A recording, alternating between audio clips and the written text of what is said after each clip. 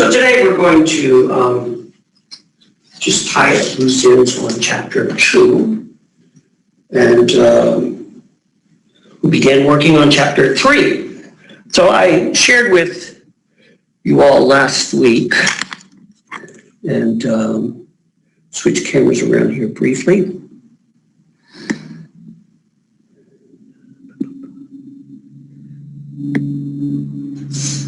Hi, Laurel. Somebody else over the corner. I haven't adjusted my, let's adjust it. Hey, Don. So 1 second here while I switch cameras around and get my screen situated. All right. So FaceTime.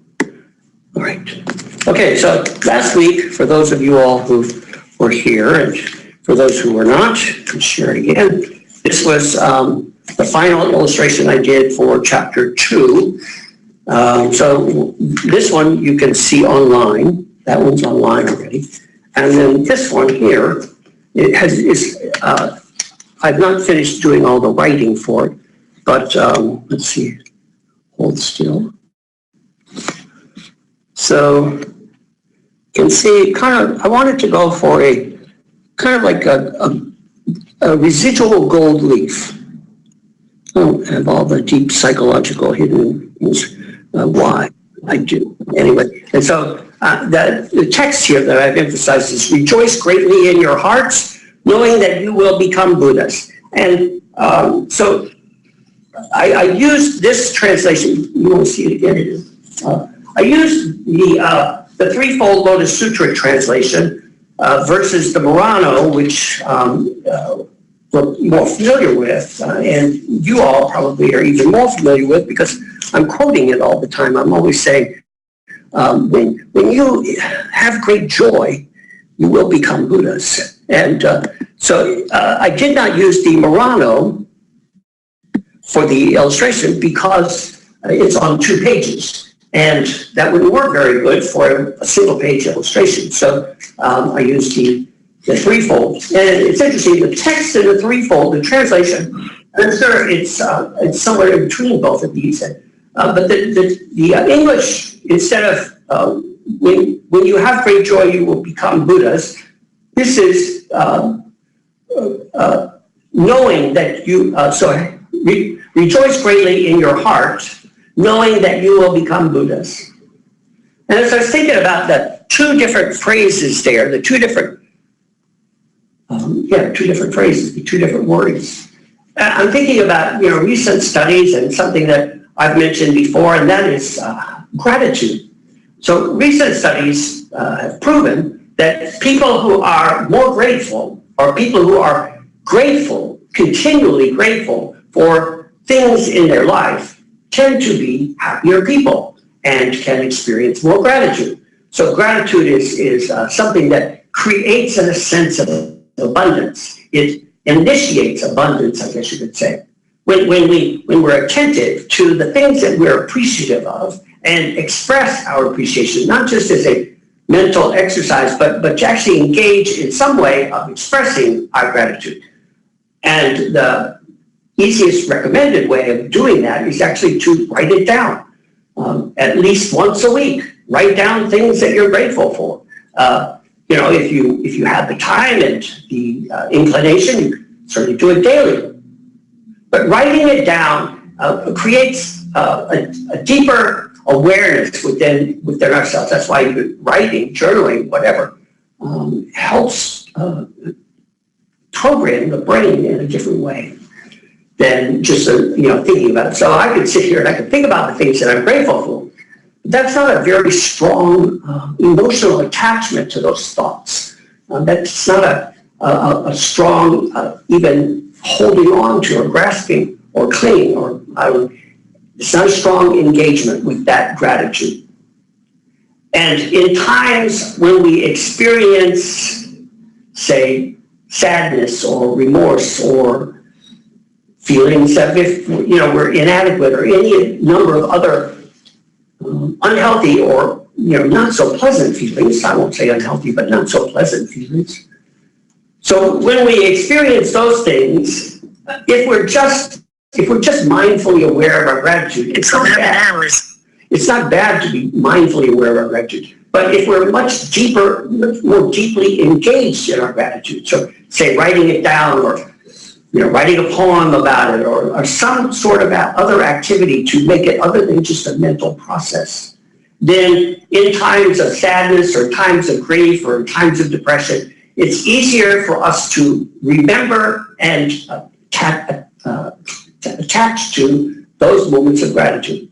So the point being that the more grateful we are, the more we experience gratitude, and the more we experience happiness in our lives. And research has shown that people who do express their gratitude in concrete ways, such as writing it down, tend to be happier.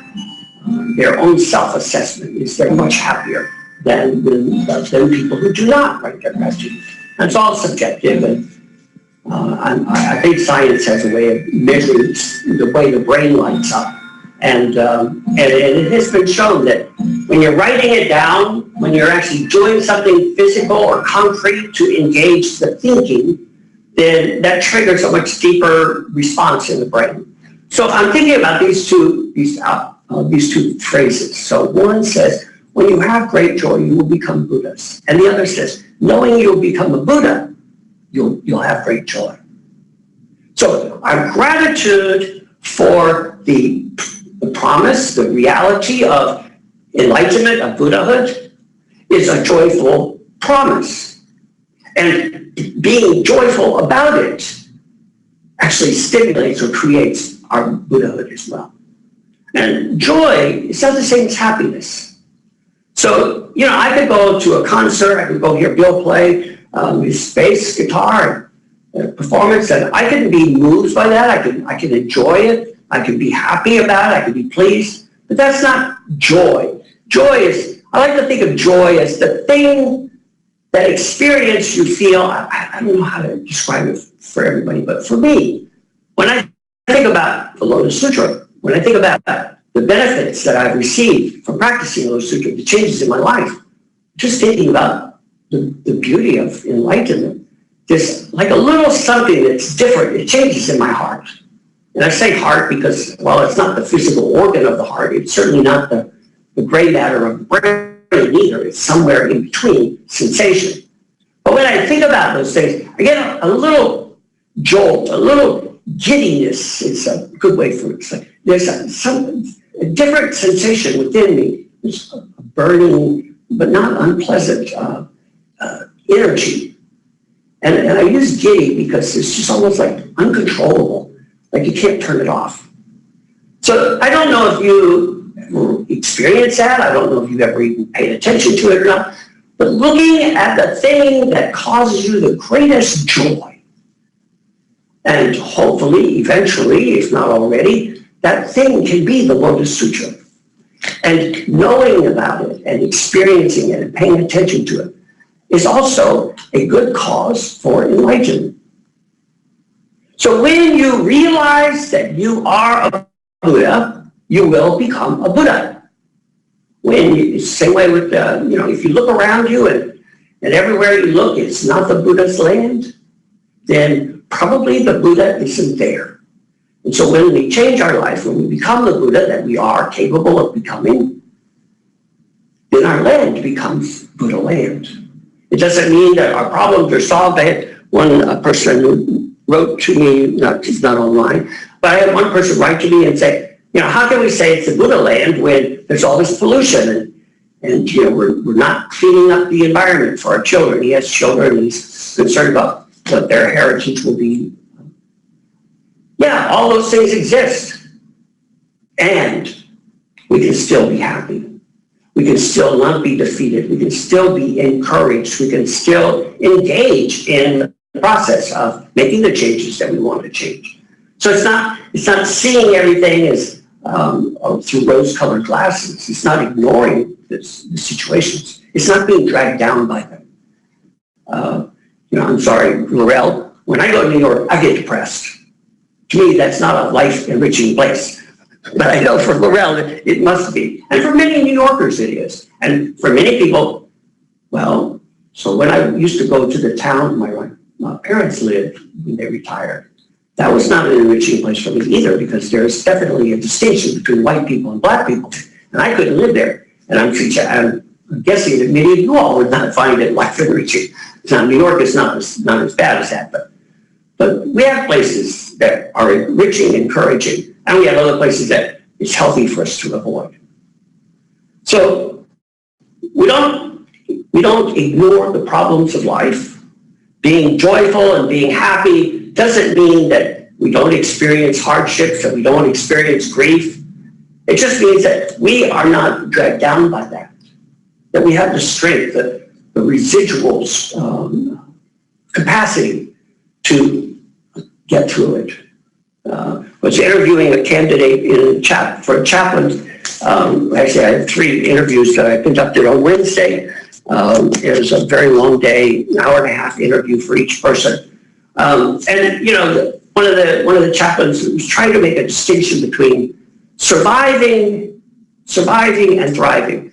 You know, just having the capacity to get through it versus having the capacity to be resilient, to have resources available, either external or internal, to not just get through it, but to move through it and even change the dynamic.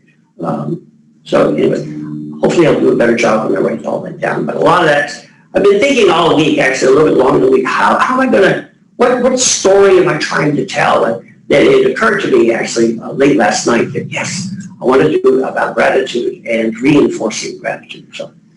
So with that, I will open it up.